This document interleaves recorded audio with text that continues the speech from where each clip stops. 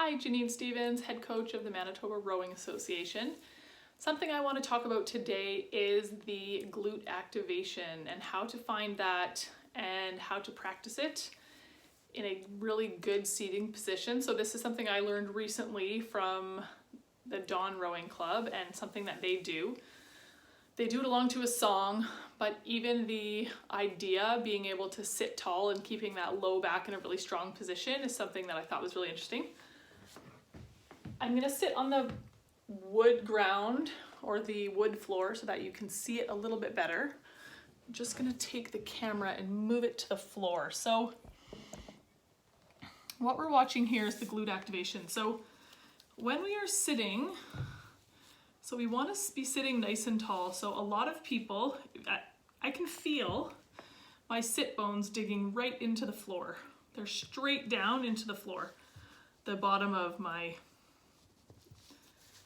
ischial tuberosities are sitting right into the ground. So but a lot of people sit like this. So right now I can feel that the bones on the bottom of against the floor are sitting backwards, and I'm sitting a little bit back on the meaty side of my glutes. So that's great. That's fine there, but that doesn't turn my glutes on very much.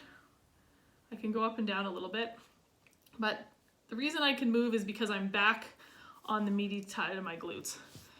When you're sitting in the boat, you really want to make sure that this part of your back is sitting straight up and down and not at this angle, and now you're folding forward from here from the rib cage. Sitting up nice and tall, nice and strong through the core, and finding that so you can go really straight through here. So now I can feel the pull on my hamstrings. I mean, I can get my feet to the ground, or sorry, my knees to the ground, but lots of people will need to lift their knees to feel a difference. To get in that position, you can sort of rock and put your pelvis back. We've been talking a lot about tilting the pelvis, that it's tilted and straight up and down through that lower back. So what you can do from here is now you bring in the quads, the glutes, the hamstrings, and you try and squeeze them. So now I'm lifted myself right off my sit bones, and then I can land right back on my sit bones. And I can lift myself right up. You can see the glute being activated here and then put down. But I can, if you listen really carefully, you can sort of hear the sit bones hitting the ground, as opposed to back here, I'm just on the meaty part. This is actually not where we want to be.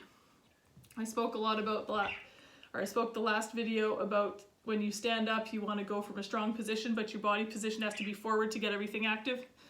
Similar here, so really up, squeezing the quads, squeezing the glutes, lifting up. So do this beside a mirror and see if you can get yourself off the ground. If with a straight back, something else to focus on is getting those knees to the ground. Like I said, this is an okay position to start, to sort of try and feel it. I can't go up and down as much though, because my quads are not able to activate as well from here. When I have them down and straight, I can get right up off the ground. So there is something for you to try this week. Get those glutes activated and see if you can lift yourself up and down, and notice where your pelvis is sitting within that position. Are you sitting back on the meaty part with your pelvic bone sitting forward, or your sit bone sitting at a slant forward? Or are you sitting straight up and down with your sit bones right into the ground? If you remember, the seats in the boat have those little holes, so that's exactly there for your sit bones. So are you sitting in the holes properly, or are you sitting on the back edge of the holes? Something to consider and something to work towards. Good luck.